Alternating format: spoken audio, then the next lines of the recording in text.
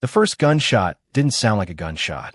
It sounded like the sky cracking open, and I was already flat in the drainage ditch before my brain caught up with my body. I was 12 years old, and I wasn't supposed to be out that night. My group home did bed checks at 11, and if you weren't in your bunk, they called it an unauthorized absence. An unauthorized absence meant a mark in a file. A mark in a file meant nobody ever picked you for anything good, not a foster placement, not a summer program, not even a spot on the van for the free movie night the counselors ran twice a year. So I had learned to disappear on the nights I couldn't stand the noise inside that building and to slip back in before anyone counted heads. That night, I was 3 blocks from the underpass, sitting on a concrete ledge with my knees pulled up to my chest when 3 black SUVs boxed in a car on the service road above me, and the whole world turned into glass and light and screaming metal. I dropped into the ditch on instinct, the way you flinch from a hot stove before you decide to. Gunfire doesn't sound like it does in movies. It's flatter, uglier, closer to a door slamming over and over than anything dramatic. I pressed my face into the wet gravel and counted my own heartbeat because it was the only thing in the world I still had control over. I should have run the second it stopped.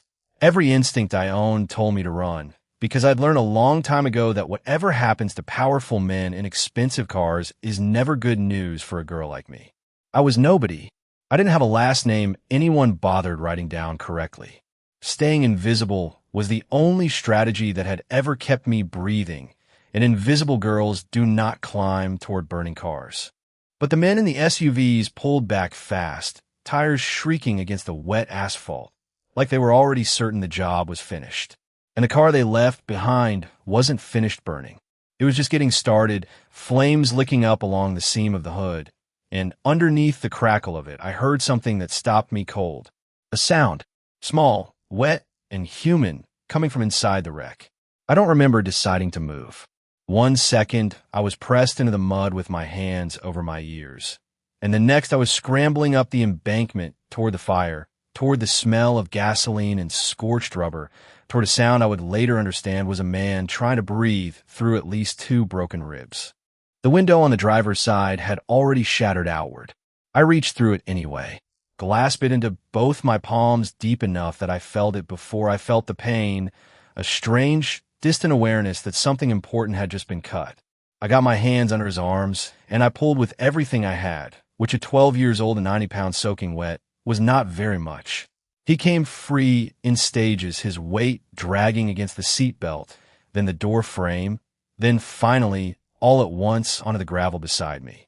He was heavy in the specific, terrible way unconscious people are heavy, dead weight that still somehow has a heartbeat you can feel if you press your fingers hard enough into the right place. I didn't know his name. I didn't know his face, streaked dark with blood along one temple. I didn't know what he had done in his life to make 3 cars full of armed men want him gone.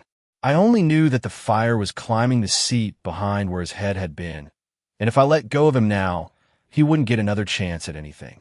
I got him 10 feet clear before the car went up completely behind us, a heavy whump of heat that shoved against my back like a hand. That's when the siren started, distant at first, then closer, red and blue light sliding across the wet pavement. And that's when I saw him, a man in a gray suit, standing very still at the edge of the light, not moving toward the fire, not moving toward the man bleeding out on the gravel beside me.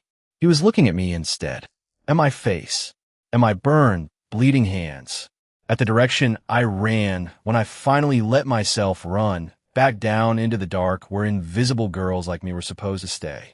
I didn't know his name. I only knew that if I'd left him there, he would have died. And for the first time in my life, I had decided that wasn't going to happen on my watch. If you want to know what happens to the girl who just saved a man she's never even seen the face of, stay with me and hit subscribe right now, because I promise you, this story only gets more dangerous from here. 6 years later, I still thought about that night more often than I let anyone know. By then, I had a room with my actual name printed on a little brass plate beside the door, in a house so large it kept its own weather, cold marble hallways in the summer, and 100 small fireplaces lit against the cold in winter. I had a driver named Aaron who took me to lectures at the university and waited outside afterward like I was something worth guarding, which I suppose by then I was. I had dinners at 7 o'clock sharp, at a table long enough to seat 12 people comfortably, where a man named Damon Cross corrected my posture the same way other fathers corrected report cards. Elbows off the table, chin up, and where I gave him just as much grief right back because somewhere across 6 years, I had earned a right to. Damon didn't walk into rooms the way other people did. He arrived in them. In a wheelchair, he handled like it was an extension of his own spine rather than something separate from it, or on forearm crutches for the shorter distances. Moving through his own house like the injury underneath was simply a fact he had filed away, not a wound he was still carrying around every single day. During daylight hours, he ran Cross Holdings, a company that owned shipping lanes and glass office towers, and from what I could piece together, a fair share of the polite conversation happening at any dinner party in this city. After dark, I sometimes heard him on calls that weren't about shipping lanes at all, low and clipped, the kind of calls that ended the second I walked past his study door. I never once asked him what happened to his legs. Not in 6 years. I think some part of me already suspected, without needing to be told outright, that the answer connected back to a burning car on a wet service road, and I wasn't ready yet to hear my own name folded into that story. The night before my 18th birthday, we had dinner like always. Roast chicken, the good crusty bread he only let the kitchen make on Fridays. Damon telling me, for what felt like the 1000th time, that my elbows did not belong on his table. And then Silas Kane, who had been sitting at this table since long before I ever arrived at it, set his glass down and said, almost as an afterthought, that the transition paperwork needed to be finalized before midnight. I asked what paperwork. I told him I had assumed I'd been legally his for years now. Ever since I was 12. Ever since the hospital and the lawyers and the quiet, careful way this whole household had folded itself around a girl nobody was supposed to want. Damon's jaw did something small and tight that I had never once seen it do across 6 years of watching his face for weather the way other kids watch the sky for rain. He said it was a formality. He changed the subject fast enough that it didn't feel like nothing, and that, more than the words themselves, was what kept me awake. I lay in bed a long time that night, staring at the ceiling, replaying the exact shape of his jaw tightening. 6 years, and I had never once doubted where I belonged in that house. That was the first night I ever wondered if belonging had actually been made official at all, or if I had just been living inside someone's very good intentions the whole time.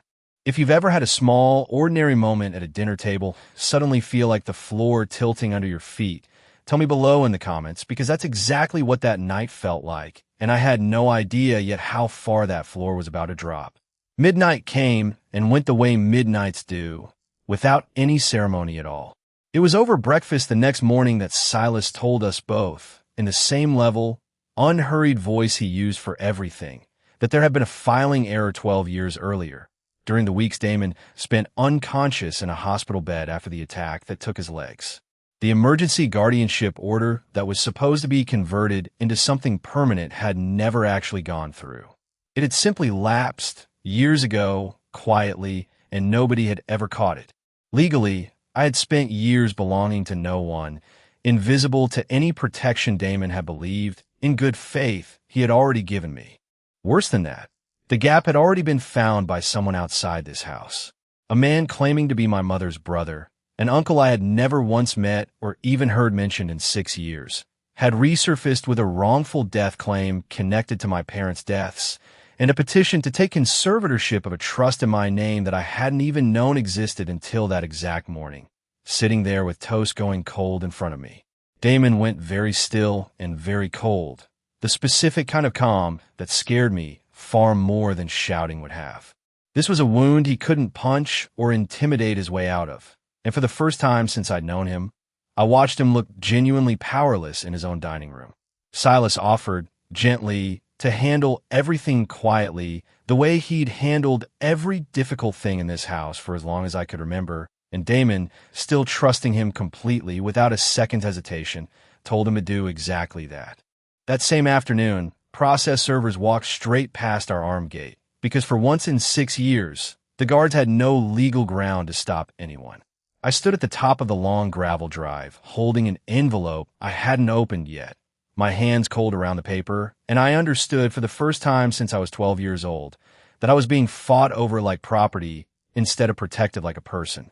A stranger I have never met is suing for custody of money I didn't even know I had, and I honestly do not know if he wants me or just wants what's attached to my name. So tell me in the comments right now, what would you go after first if you were standing where I was, the man himself or the money trail he's chasing? And if you're already feeling that tension building, go ahead and share this one with somebody who loves a slow burn story like this, because it is about to get a lot more dangerous from here. It turned out the trust wasn't just quiet money sitting somewhere collecting dust. It was a controlling piece of a shipping and logistics company my parents had partly owned before they died, and combined with the stake Damon already controlled, it was more than enough to tip an entire board of directors from one direction to another. Rival board members started circling within days, the way sharks find blood in the water before anyone else even sees the wound spreading. And Silas, still the single most trusted man in either building, began quietly moving pieces of his own behind the scenes, gathering proxy votes one careful phone call at a time, consolidating decision-making under himself, always wrapped in the same reasonable explanation. Just until the custody matter settles. Just to protect the family while Damon is distracted with lawyers and hospitals and grief he wouldn't name out loud. I watched Damon fight two wars at once that week, one inside a courtroom and one inside a boardroom, and I watched exactly what it cost him to do both. His hands shook sometimes late at night when he thought nobody was watching him closely enough to notice. His doctor had warned him more than once about stress and his blood pressure, and he treated every single warning like it was optional, like rules for other, weaker men. Someone handed me a folder of numbers one afternoon and told me, kindly enough, to let the adults handle it from here. That sentence made me angrier than the lawsuit itself ever had. I had spent 6 full years being protected, carefully, thoroughly, completely, and I was finished being handed folders instead of an actual seat at the table where decisions got made about my own life. By the end of that week, an emergency board vote had been scheduled for the following Thursday. On paper, it was only about temporary financial stewardship during the custody dispute. In practice, everyone in that room understood exactly what it really meant. It would hand Silas the deciding vote the moment Damon had to step back, even for a single meeting, even for a single afternoon. One vote. That's genuinely all it would take to hand a complete stranger control of everything Damon had spent an entire decade carefully building, and he did not even know yet who to watch for inside his own circle. The next part of the story gets a lot more personal before it gets more dangerous all over again. So please don't look away right now, because someone standing very close to this family is not who they claim to be.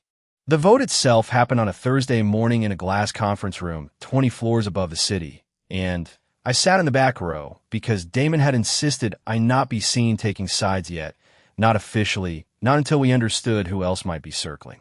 I watched grown men in expensive suits talk in careful, bloodless language about stewardship and continuity, while what they actually meant was who gets to hold the leash. Damon spoke for exactly 4 minutes, calm and precise, and won that particular round by a narrower margin than either of us liked. Silas sat 2 seats down from him the entire time, nodding along, agreeing with almost everything Damon said, and I remember thinking at the time how strange it was that the most reasonable voice in that entire room belonged to the one person I should have been watching closest.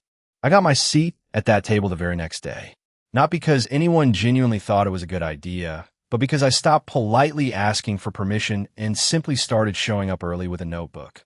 Damon didn't have the energy left in him to argue with me the way he might have a year earlier, and I think somewhere underneath all that exhaustion, some quiet part of him didn't actually want to argue at all. So I sat in on late strategy sessions with lawyers and accountants who spoke in a language I had to learn quickly, and somewhere between the 4th long night and the 5th, something between the two of us shifted into something ordinary and warm that had absolutely nothing to do with any of the danger circling us. We ate cold takeout straight out of the containers at midnight because nobody had the energy to plate anything properly. I learned that Damon, underneath every ounce of that formality, had a dry, quiet sense of humor that only ever surfaced when he was too tired to keep performing being fully in charge of everything. One particular night, surrounded by financial documents neither of us wanted to look at for one more minute, I finally asked him, plainly, what had actually happened to his legs. He didn't deflect the way he always had before. He gave me the plain version, no drama built into it at all. Just a night that went badly wrong and a spine that never fully came back afterward, no matter how many surgeries or specialists or quiet hours of physical therapy he tried. I didn't flinch, and I didn't feel sorry for him in the way people usually did, and something in his face visibly loosened when he realized that about me. Then he admitted something I genuinely don't think he meant to say out loud. He told me he had never rushed to finish the adoption paperwork. All those years back, not out of neglect the way I'd sometimes quietly wondered, but because some part of him had been afraid that making it official would mean admitting, on paper, in permanent ink, exactly how much he needed me to stay in that house with him. Neither of us moved for a long second. The room felt smaller than it had a moment before. Then his phone rang, loud in the sudden quiet. Security, reporting an unfamiliar car, circling the estate perimeter for the third night in a row. If your chest did that exact same small drop mine did in that moment, tell me with an emoji down in the comments, because I promise you, I felt that almost happened between us, and then I watched it get swallowed whole by the sound of someone watching our house from out in the dark. And whoever that car belonged to, friend, enemy, or something far worse than either, is about to answer that question for both of us, whether either of us is ready or not. The court had scheduled a mandatory mediation session for the custody claim that following week, and I made the mistake of stepping outside the building alone for 10 minutes afterward, against every single rule Damon had drilled into me across 6 careful years. The car assigned to drive me home lost control on a blind curve less than a mile from the courthouse. My driver reacted just fast enough that I walked away with bruises and a sprained wrist instead of something far worse. But the mechanic's report told a very different story than a simple accident. Someone had gotten to that car beforehand. Someone who knew exactly which vehicle I would be riding in that afternoon and exactly which stretch of road we would be taking to get home. Damon's reaction wasn't only anger, though there was plenty of that too. It was something closer to shame, the specific, brutal kind that comes from being physically unable to go to the scene yourself, unable to chase down whoever did this with your own 2 hands. Forced instead to direct other men from a study chair, while the person you were supposed to protect sat shaking in a hospital hallway. His voice stayed perfectly level while he gave orders down the phone line.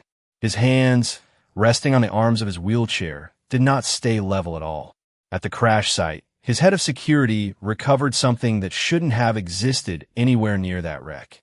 A folded note tucked in a glove box, referencing the exact time of a private, unlisted appointment that only a small handful of people inside our own house could possibly have known about in advance. I spent that night in a hospital bed with my wrist wrapped in a line of small cuts stitched along my hairline, listening to machines beep in a rhythm I couldn't turn off in my head even after they let me go home. Damon arrived faster than his own doctors thought was medically wise, wheeling himself straight past a nurse who tried to make him wait for a visitor badge. He didn't say much. He just sat beside the bed with one hand wrapped around mine, careful of the bandages, and for a long time neither of us said anything at all, because there wasn't a version of the sentence that didn't sound like an accusation aimed at himself. Only 5 people knew about that appointment. 4 of them were sitting inside this house with me right now, eating dinner, drinking wine, acting perfectly normal, and one of them had just tried to have me killed. Someone inside our own walls just tried to hurt the one person who was supposed to be safest in that entire house. And if that gave you chills reading along, share this one right now with somebody who needs a good trust no one twist tonight, because the very next part reveals exactly who had access to that appointment. And I promise you, it is not who you think it is. Security traced the leak through weeks of internal communications, and every single path kept circling back, impossibly, to the same office. Silas Kane's. It felt genuinely impossible at first. Silas had been family in every sense that mattered since long before Damon's injury, longer than I had even been alive inside that house. Nobody wanted to say his name out loud in connection with any of this, least of all Damon, who trusted him the way most people only trust their own blood. I found the proof myself, almost by accident, digging through an old filing cabinet in a downstairs office for something else entirely, something small and unrelated to any of this. A folder that shouldn't have existed sat tucked behind a row of tax documents. The original adoption paperwork from 12 years earlier, sitting quietly and deliberately inside Silas's own private files, marked held pending review in his familiar, careful handwriting, dated the exact week Damon first woke from his coma. It had never actually been lost at all. It had been buried on purpose by the one man in this entire house I had never once thought I needed to watch my back around.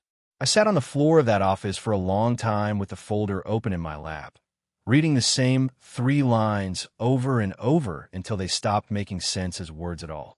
I thought about every dinner Silas had sat through at that long table, every birthday, every quiet piece of advice he'd given me about school and boys and which lawyers to trust. None of it matched. That was the part that scared me most, not the betrayal itself, but how completely ordinary and kind he had managed to seem while doing it. I didn't take it straight to Damon. I still didn't understand why Silas would have done this, and with someone already having tried to hurt me on that blind curve, I wasn't sure anymore exactly who I could trust with what I had found, including, for one dark and genuinely terrible minute, Damon himself. So instead of handing it over right away, I hid the folder in the bottom of an old backpack and said nothing. The paperwork was never actually lost. It was buried, on purpose, by the one man in this house who had never once given me a single reason to watch my back around him. If you saw that coming from a mile away, tell me in the comments. And if you genuinely didn't see it coming either, tell me that too, because I promise you, neither did I. Subscribe right now if you want to see exactly how far this particular betrayal goes, because I was about to find out it went a great deal further than I ever imagined it could. Silas felt the walls closing in around him, and instead of waiting quietly to get caught, he decided to strike first. He leaked a carefully distorted version of our story to a reporter he clearly already had a relationship with, painting Damon as a controlling, unstable guardian who had kept a young girl isolated from the outside world for reasons the article let its readers imagine entirely on their own. It spread fast, precisely because it wasn't entirely false. My sheltered upbringing was real. The unfinished paperwork was real. Only the meaning underneath both of those facts had been twisted, turned from clear evidence of Silas's own sabotage into implied evidence of Damon's supposed guilt.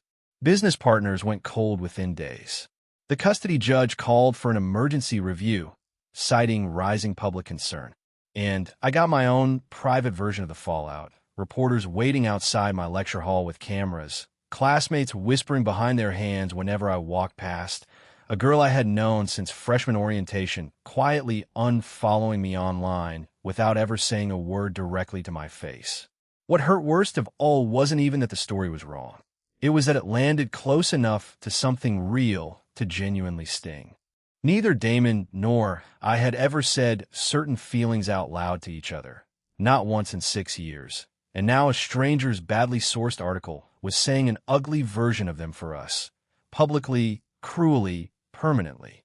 One of Damon's oldest business partners called to cancel a decade-long shipping contract over the phone in under 90 seconds, and I heard Damon thank the man politely before setting the receiver down, so gently it barely made a sound, which somehow scared me more than if he'd thrown it across the room.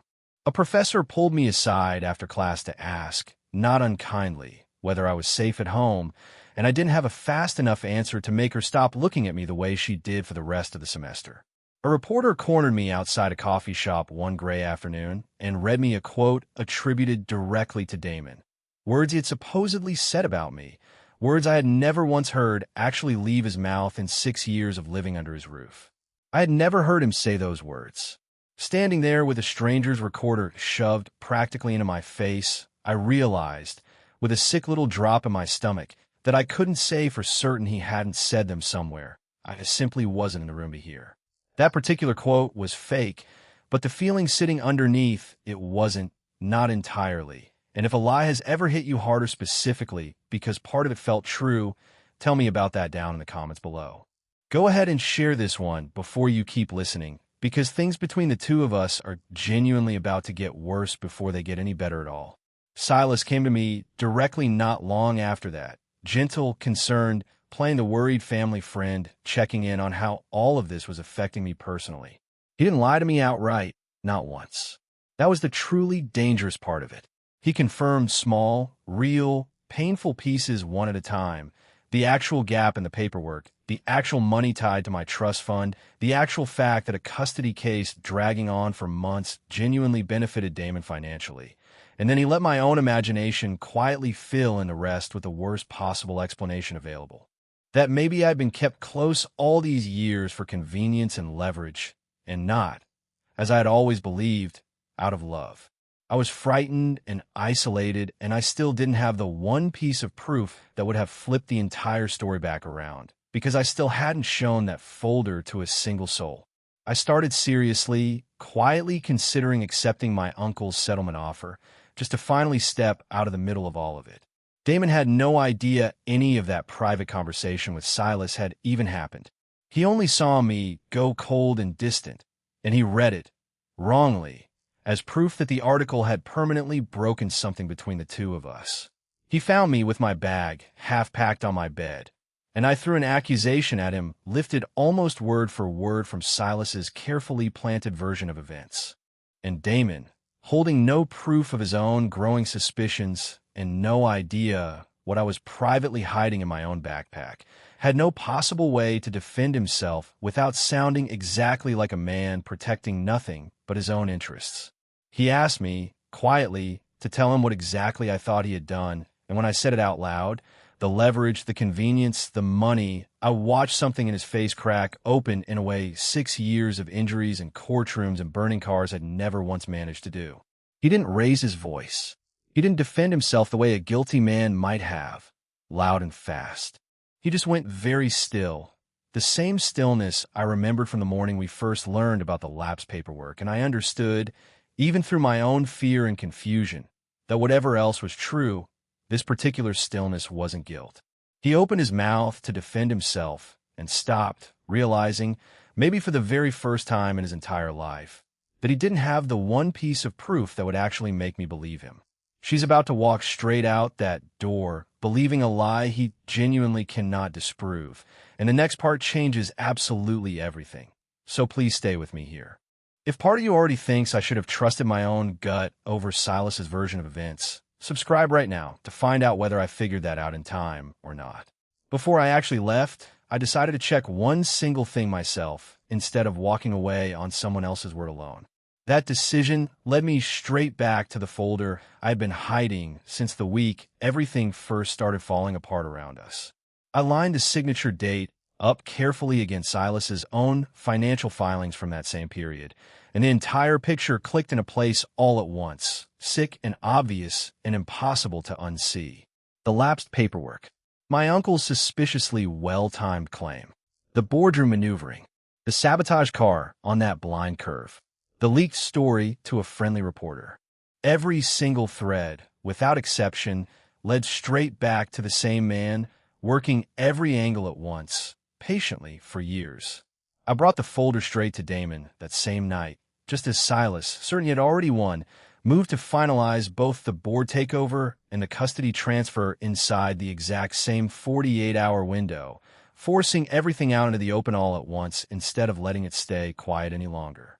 At the joint emergency meeting, board members and a judge seated in the very same room, Damon couldn't physically stand up and confront Silas the way people probably expected a man like him to. He didn't need to. He directed a coordinated case instead, laying the folder, the financial trail, and the sabotage report out on the table together, piece by piece, exposing Silas in front of every single person who had believed his version of our story only days earlier. His disability, the thing I had watched cost him so much for so long, turned out to be exactly the reason the whole plan actually worked. He had spent years quietly building a network of people who would act on his word without ever needing him standing physically in the room, and Silas, for all his careful planning, had never once accounted for that. I watched Silas's face while the evidence went up on the screen behind him, piece by piece, And I watched the exact moment he stopped performing calm and started performing something closer to panic instead, reaching for explanations that got smaller and less convincing with every sentence. Security escorted him out through the same glass doors he'd walked through 1,000 times before, and nobody in that room said a single word until the doors had fully closed behind him. Silas was removed from the company that same afternoon and referred to the authorities for the original attack from 12 years earlier, the one that had started every single piece of this on a wet service road in the dark. Later that night, once the house had finally gone quiet again for the first time in weeks, Damon filed the adoption paperwork himself, in his own careful handwriting. He didn't submit it right away, though. Instead, he asked me, now legally free to decide entirely for myself, what I actually wanted the two of us to be to each other, if anything at all on paper or completely off it. He didn't ask me at the table this time, or with lawyers standing by, or a single document in sight. He asked me, sitting on the back steps of that enormous house, the same steps where I used to sit alone during my first year there, before either of us trusted the other with anything real.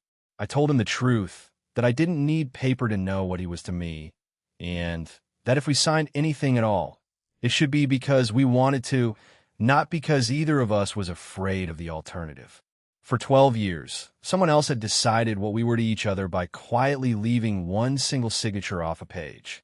This time, we were the only two people signing anything at all, and I chose to stay, not as someone who still needed saving, but as his equal, sitting right beside him at that long table on the board inside that enormous house, inside every version of the future either one of us was still building. If you want to see exactly how that partnership actually plays out once the cameras in the courtrooms are finally gone for good, subscribe right now, because this isn't the last chapter of our story, and I have a strong feeling the next one is going to be just as dangerous as this one was. And if choosing each other on our own terms, with nothing hidden and nothing left lapsed between us, is the kind of ending you were hoping for all along, drop in the comments below, because I'll be back soon with the next story, and I don't think you're going to want to miss it.